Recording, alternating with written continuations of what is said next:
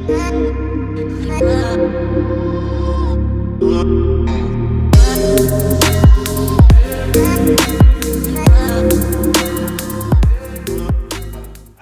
and welcome to my channel. I'm Shishaman and I'm here to teach you all about shishas. We're going to teach you about the different types of hookahs, different types of tobacco, different types of coals, and everything you need to know to prepare a good hookah. If you want to learn how to prepare the perfect hookah, just press the subscribe button and follow our channel. And don't forget to thumbs up. Today we're going to prepare a basic hookah. This is going to be the most basic video of the channel. This video is for beginners and also people who have experience making hookahs but just need to get that foundation of the basics back. The first thing I want to talk about is the different types of bowls. The bowl is one of the most important things to be able to make a really good hookah. Here we have a different variety of bowls. This bowl, for example, is the most typical bowl you can get. They're made in China and basically they're shit. That is one big pile of shit. What I recommend doing with this bowl is throwing it straight in the bin. It's absolute garbage. You do not want to smoke a shisha with this bowl. This, for example, is a very traditional Egyptian hookah. It's made out of clay. You can use it. It's a decent bowl, but I still wouldn't recommend it. If you want to have a really traditional smoking session, I would recommend this bowl. Here we have funnel bowls. These bowls are probably the best bowls out there. There are different types, different brands. Some are made better than others. But at the end of the day, what you want is a good funnel bowl. Today, I'm going to be using this one. There are also a lot of different brands of tobacco. Some are better than others, some are worse. Some are not better or worse, just different. One of my personal favorite brands is al-fakher. It's a good, decent brand, not too expensive. And if you're a beginner, it's probably the way to go. You can also try out Starbuzz. And depending on where you live, you can try Taboo. It's a very good up-and-coming brand of tobacco. So we're going to take this bowl right here, a nice simple funnel bowl, and we're going to use, today, Starbuzz Pirate's Cave. Starbuzz is fucking mint, bro. The presentation of Starbuzz is pretty decent. I like these little tins it comes in, and inside the tin, if I can get it open, fucking... 2 hours later. Inside the tin, we have a little bag. I've already opened this one, so this is not exactly how it looks like. But usually when I open a new Starbuzz tin, I take it directly out of the bag. It's just easier to access. We just put this straight into the tin because the bag is a bit of a pain in the ass. You know, you're gonna get your fingers nice and juicy. You wanna scoop up all that goodness. With the economy nowadays, you can't. So, now we have our tobacco out of the bag and into the tin. It's easier to access. So we're gonna just scoop it around. I'm gonna take a little bit of the tobacco, put it here on the desk. It's gonna be hard to calculate how much tobacco you're gonna use at the beginning, but you'll get the hang of it. Just put it out on here. Mix it around so that it's nice and fluffy. There are different ways to prepare the tobacco.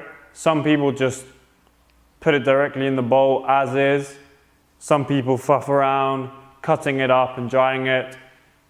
Depends really on how you like your tobacco. Today, I'm going to cut it up, but I won't be drying it.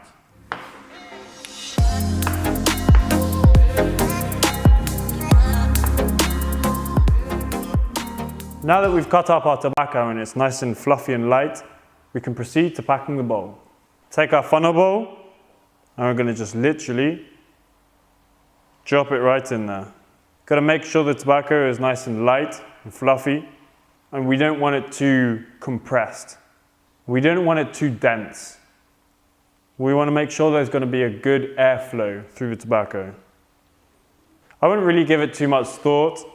Just make sure you don't overpack, make sure you don't underpack. You don't want to be pressing down on the tobacco because you don't want to compress it. You just want to spread it out.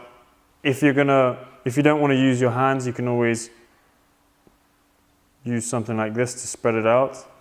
Make sure you keep the rims nice and tidy, because then that will burn. Now that you've got your bowl packed full of tobacco, you can either use a heat management system like a Cloud or an Ottoman Ignis, or you can use tin foil. This tin foil is pre-cut, especially for shishas, and it's extra thick. Being as you probably don't have that, I'm just going to use normal foil. When I use normal foil, being as it's a lot thinner, I usually use four layers.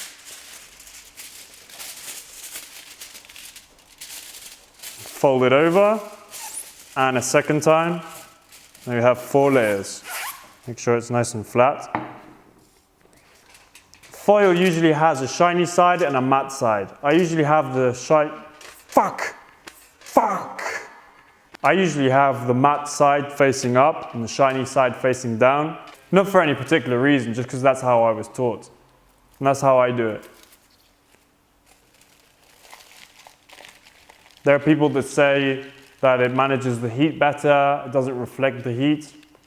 I think it's all bullshit. But I just do it like that anyway. Now, when you put the foil on the bowl, you need to make sure it's nice and tight. It needs to be drum tight, no air. Okay. Now it's time for the holes. The holes, you don't want them too thick. You can use a safety pin, a push pin, or just a needle. I use this because I'm a fucking pro. Fucking pro. Hold up. Hey. We need to keep our foil nice and tight when we're doing the holes.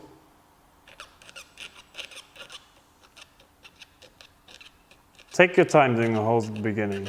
You'll get the hang of it. Okay, now we've got our holes. We can put it straight on the hookah. Now that we've got our hookah set up, all we need are the coals. For me, the coals are one of the most important things to make a good hookah.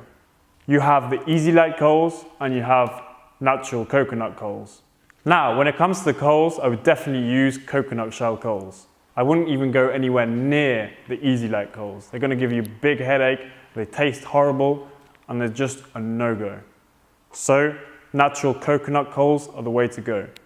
You can get Tom Kokocha, you can get any brand you want, but just make sure that they're natural coconut shell coals. Now, a common question is how much water do I put in the base of the hookah? Usually, I'd want to put enough water so that the down stem of the hookah is submerged either 1 or 2 fingers deep. No more than that or no less than that. Now for these natural coals, you're going to need a hot plate or a coal burner. I use this one. It's pretty standard. You can get them at most hookah stores. A common mistake is thinking that you can turn on these coals with a lighter, like the easy lights. But it's common sense. Easy lights go on easy, these don't go on easy. But believe me, it's definitely worth it. Now that we've got our coals set, let's put them on the hookah.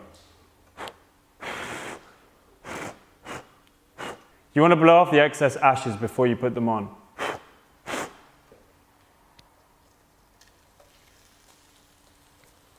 Now that they're on, you want to position them properly.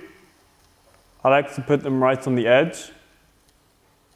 Now this is a pretty small bowl, so 3 coals is probably going to be too much. I'll just take one down later. Right, now we've got our coals on here. Let's see how this goes. Don't worry if you don't get massive clouds on the first hit. It might take the shisha a couple of minutes to get going.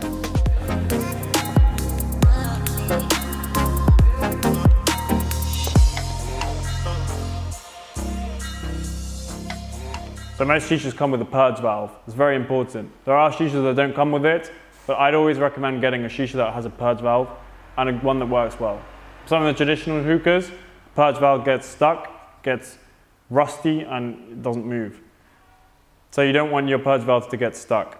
So if you have a purge valve, and the hookah gets too strong, you just want to blow on it lightly, not too strong, and let the smoke come out of the purge valve, and then you can smoke fresh smoke again.